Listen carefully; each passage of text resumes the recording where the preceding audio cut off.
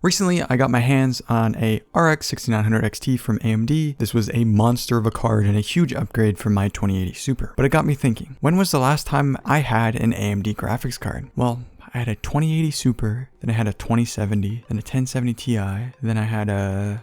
Oh yeah, I had an RX 580. As a matter of fact, I still have that exact card somewhere around here. After digging around in an old storage bin, I managed to find it. My old Power Color RX 580 from AMD. This thing cost me around $300 when I bought it back in 2018. Nowadays, you can pick it up from the used market for just under $130. But you have to be crazy to consider gaming on an over 4-year-old card, especially with all the new ray tracing support in various games, right? Let's get into some testing. First off, let's talk about our test bench. I'll be using my Ryzen 9 5900X, which is a 12-core 24-threaded processor paired with 32 gigabytes of 3600 megahertz RAM, so there won't be any bottlenecking on the CPU side whatsoever. I threw in a 1660 Super for a comparison of a slightly more expensive card coming in at $150 at the lowest, but has modern features like GDDR6 memory. Once again, I have 3 games lined up: CSGO, Halo Infinite, and Spider-Man Remastered. Starting off with CSGO, this is a pretty old title at this point and can run on a potato PC, so it's not surprising we saw good performance from this game on both cards. Keep in mind, this game is also very CPU bound. That is why we were seeing such high performance at 1080p, jumping up to 1440p, however reveals a GPU bottleneck, which is to be expected from this card. It is still very playable, however, with an average of 255 FPS. We saw the RX 580 outperform the 1660 Super in this title, especially when it came to 1% lows. I suspect this is because of the higher amount of VRAM offered in the AMD card. Moving on to Halo Infinite, this is a fairly new title, and the RX 580 struggled heavily in this game. We ran this benchmark at medium settings, and even at 1080p, this card couldn't hit the 60 FPS mark. I suspect this is due to the slower GDDR5 RAM on the RX 580, but we'll investigate this later. Looking at the 1660 Super benchmarks shows that it can run laps around the AMD card, being able to maintain above 60 FPS on average, even at 1440p. I wanted to see if I could give the RX 580 a redeeming test run by lowering the settings to the low preset, but even then, the performance improvement was very minor. Finally, we have Spider-Man Remastered. This is a new title on the PC, and we've seen it make even higher end systems struggle. As you can see, the RX 580 performed decently at 1080p, hitting the 60 FPS average sweet spot, but still couldn't manage playable frame rates at 1440p. This benchmark was ran at the high preset, so it was expected that the 580 would struggle, but comparing it to the 1660 Super once again shows a huge gap in performance. Now, before we discuss pricing and the final verdict, I wanted to show you performance in 3D Mark. I ran 2 benchmarks, the Time Spy, which is a DirectX 12 benchmark, and the Fire Strike, which is a DirectX 11 benchmark. Both ran at 1080p with just the GPU scenes. As you can see, in the DirectX 12 mode, the 1660 Super performed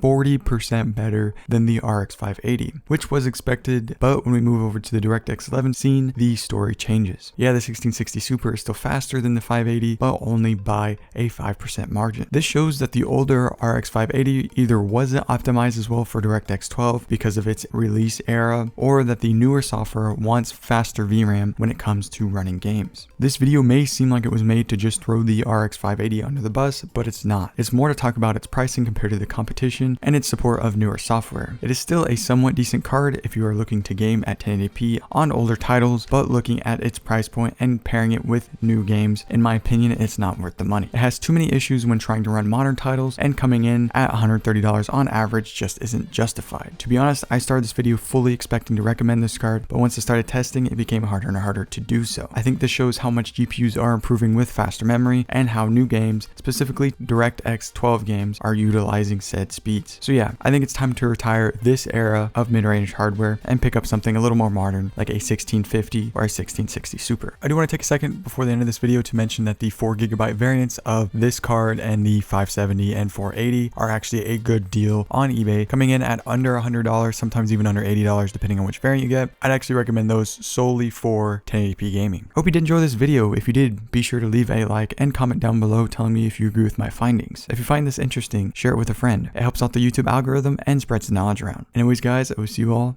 in the next video.